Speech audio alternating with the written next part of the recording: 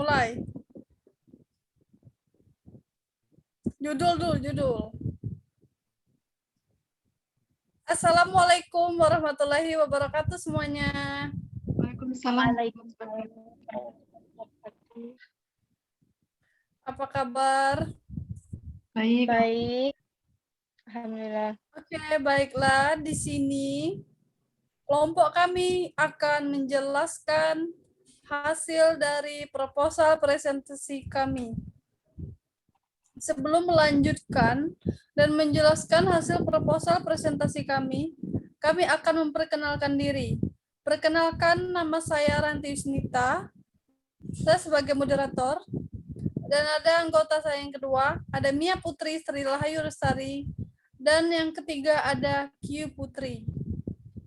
Di sini kami akan menjelaskan hasil proposal kami yang berjudul Analisis Geoporsal Perkembangan Nilai Ekonomi Kawasan Wisata Kota Pagar Alam menggunakan Sistem Informasi Geografis.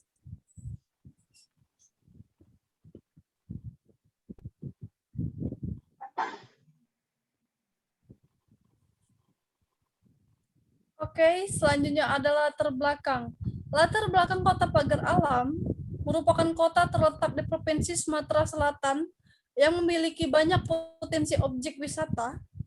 Kota yang merupakan daerah tujuan wisata dengan luas wilayah 633,66 km atau 63.366 AHA. Kekuatan daya tarik seperti budaya, sejarah, iklim yang baik, masyarakat yang ramah menjadikan Kota Pagar Alam memiliki tingkat antusias pengunjung tergolong tinggi. Objek wisata yang kuat dan menjadi tujuan wisata di Kota Pagar Alam yaitu Tangga 2001 dan Grand Paradise.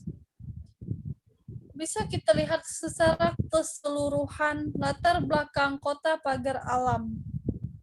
Selanjutnya kita lanjutkan di slide berikutnya. Slide berikutnya adalah tinjauan pustaka.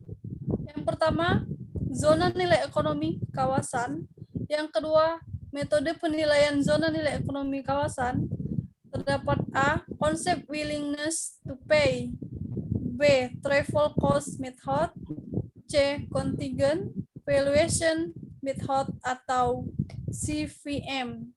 Yang ketiga, metode hedonic pricing method atau HVM. Yang keempat, interaksi spasial. Yang kelima, sistem informasi geografis atau SIG.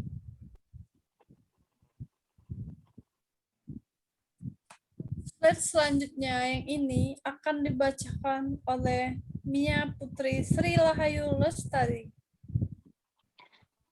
Oke, di slide selanjutnya ada metodologi penelitian. Yang pertama, data-data penelitian. Penelitian ini menggunakan data sebagai berikut. Yang pertama, citra satelit dari Dinas PUPR. Yang kedua, peta administrasi Kota Pagar Alam yang diperoleh dari BAPPEDA.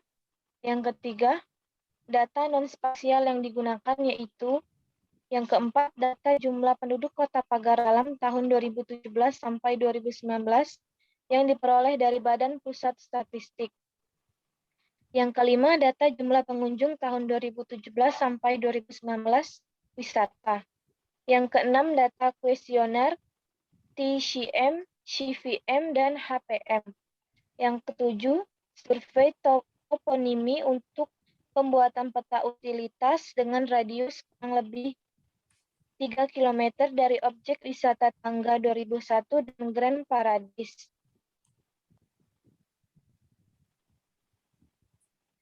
Yang slide selanjutnya ada hasil dan pembahasan hasil uji asumsi klasik. Di tabel 1 ada hasil uji normalitas. Di tabel kedua ada hasil uji autokorelasi. Bisa kita lihat.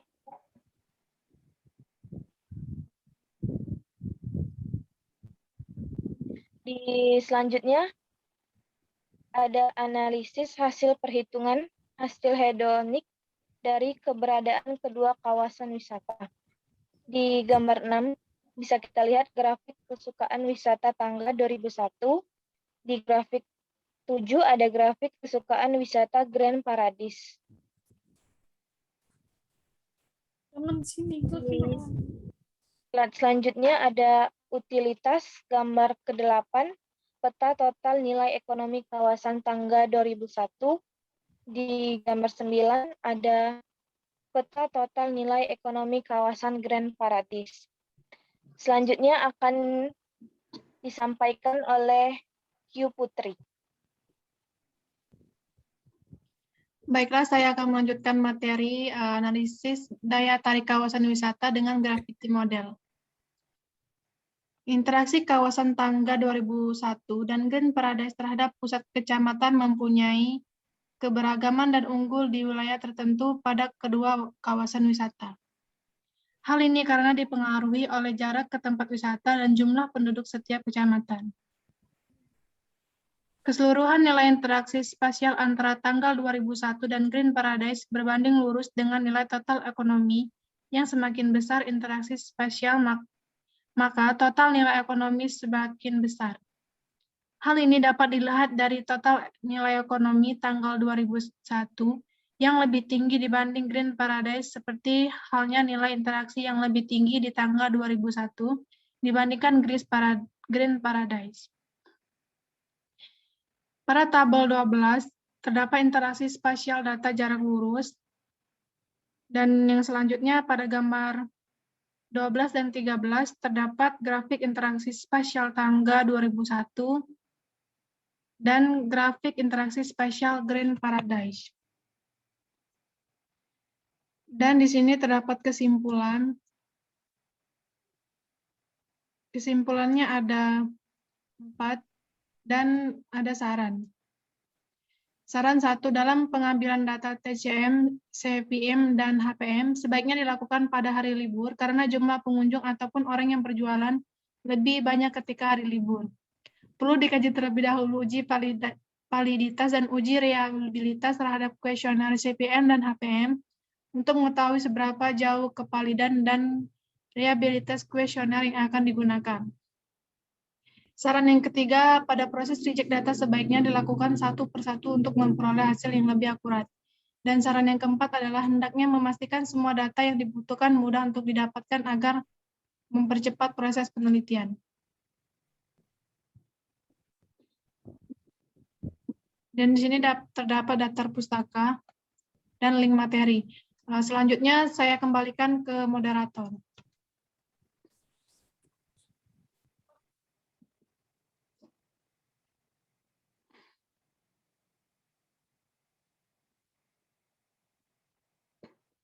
Baiklah, sekian materi proposal dari kelompok kami. Kami akhiri, wassalamualaikum warahmatullahi wabarakatuh. Waalaikumsalam.